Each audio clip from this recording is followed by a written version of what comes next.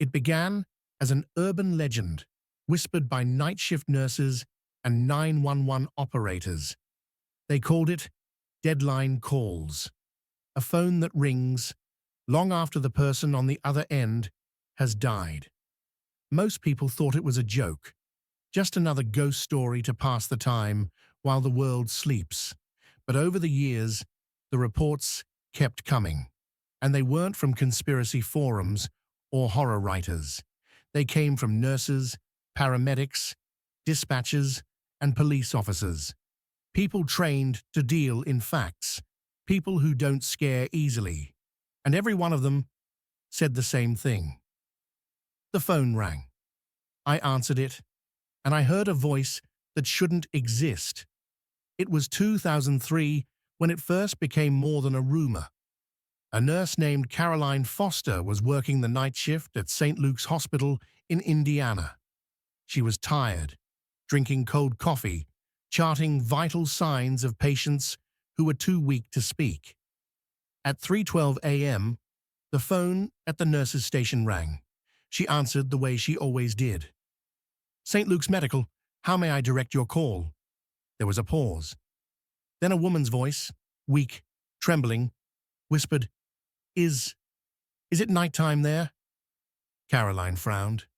"Yes. Do you need help? Who is this?" Another pause. Then the voice said, "I'm cold." Caroline checked the caller ID. Something strange.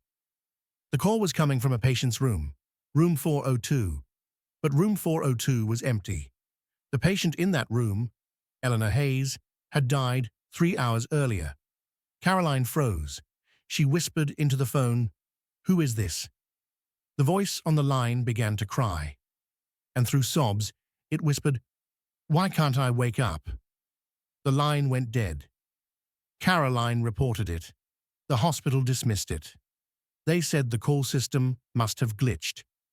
Maybe a nurse forwarded the call by accident. Maybe Caroline misread the room number. Except for one detail.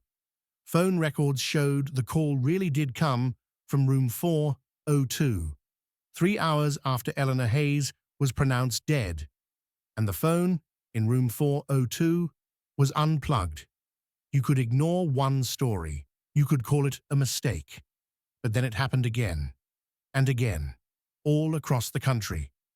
In 2006, a 911 operator in Ohio received a call from a woman whispering, "Please help me. I'm drowning." The call traced to a number belonging to Emily Carter, who had drowned in a lake the day before. In 2009, a paramedic in Arizona answered a call from a man whispering, "I can't feel my hands. Everything is dark." The number belonged to a John Wilkinson, who had died in a car crash earlier that night. In 2011, a police dispatcher in Maine picked up a call. The caller said only one word, "Help." The number traced back to a landline inside a funeral home, in a room where a body had just been placed on a metal table. People tried to explain it. Some said it was grief. A brain under stress makes mistakes. People hear what they expect to hear. Others said it was technology. That old phone lines sometimes stored audio. A ghost call sent accidentally by damaged wires. But those explanations stopped working in 2013. Because that year, something changed. It wasn't cell phones. It wasn't landlines. It was numbers that didn't exist. It was a woman named Alice Monroe who first noticed it. She was a hospice nurse, the kind of person who holds hands while people take their final breath. She kept a logbook. Every time a patient died, she wrote down the time, the name, the room. One night, her phone rang at exactly 2:17 a.m. The voice said, "Alice, it's so dark here." It was unmistakably the voice of her patient. Thomas Avery. He had died at 2:11 a.m. 6 minutes earlier. She looked at the caller ID. It wasn't his cell phone.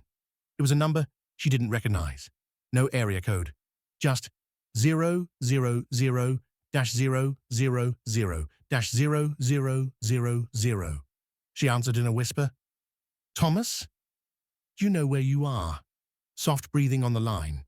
Then, I think I'm still in the bed. I can hear the machines.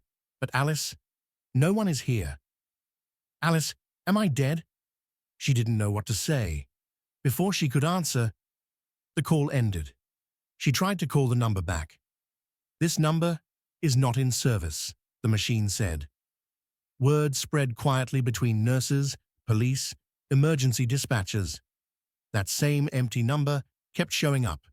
000-000-0000. Unknown, no caller ID, and always at night. Always after someone died. Not always right away. Sometimes minutes, sometimes hours, but the message was always the same. Confusion, darkness, cold. Here are some of the messages heard on recordings, whispers that investigators tried to dismiss but could never fully explain. It's so quiet here. I don't see anyone. Why won't they answer me? Can you come turn on the light? My hands are gone. I think I'm still in the fire. Tell my wife I'm sorry. Where's my body? I'm still in the car. I can't get out. Please don't hang up. I don't want to be alone. In 2016, a firefighter from Massachusetts received a call while cleaning up after a house fire. The caller said, in a shaking voice, I can't breathe. The smoke won't go away. Caller ID showed the number belonged to the homeowner. But the homeowner was in the rubble, burned beyond recognition, dead for 2 hours. Then something even stranger happened. The dead stopped asking for help. They started warning the living. It was January 2018. A college student named Sarah Lowell was driving home late at night. Her mother called her cell phone. Her mother's voice said, "Turn around. Don't go that way." Sarah was confused. Her mother never called that late. She asked, "Why?" There was a pause. Then her mother said, "Just please, turn around." The road is ice, Sarah did. She took another route. When she got home, she called her mom back to thank her. Her father answered the phone. He was crying. He told Sarah her mother had died an hour earlier. Car accident. Black ice. The same road Sarah had been driving on. They checked Sarah's phone. Incoming call from her mother's number. Timestamp 11:08 p.m. The time of death on the coroner's report, 11:08 p.m. By 2019, the phenomenon had a name. People on the internet called it the line between, or calls beyond the pulse. But nurses still called it what they always had. Deadline calls. Scientists tried to study it. Physicists said, if time is not linear, if time is like a circle, then maybe traumatic events leave a mark, like a fingerprint in reality. Maybe energy consciousness takes longer to fade. Maybe the moment of death echoes, searching for familiar voices. Just like a phone ringing in an empty house. But there was one case no one could explain. A call that didn't come minutes after death, or hours. It came 71 years later. In 2020, an audio archivist named Paul Redmond was digitizing old radio recordings from World War II.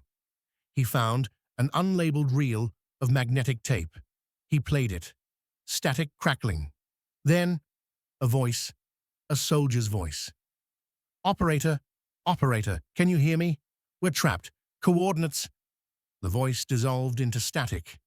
Paul checked military archives. The voice belonged to a radio operator named James McCarthy. He died in 1949, trapped in a bunker fire.